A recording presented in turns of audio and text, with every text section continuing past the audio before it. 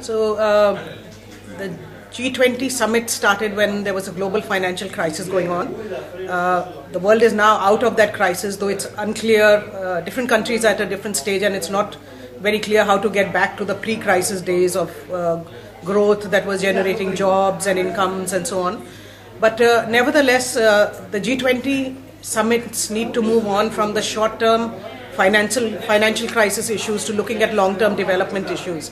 And it provides a great opportunity because for the first time you have a forum where the developed and the developing countries can sit down together and talk about long-term development issues. The size is manageable.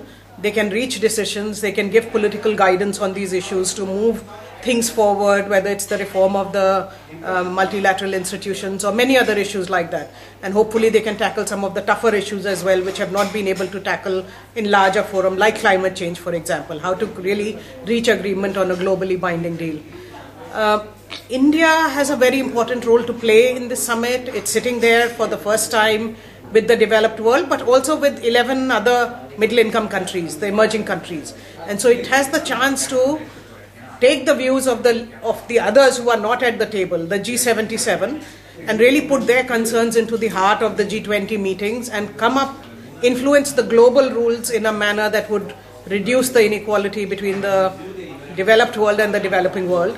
And possibly also then use that opportunity also on some South-South learning, that to learn from other countries that have had a much more successful track record than India has had, say on the MDGs, to really learn what they have done and how they have been able to attack both hunger and poverty in their own countries.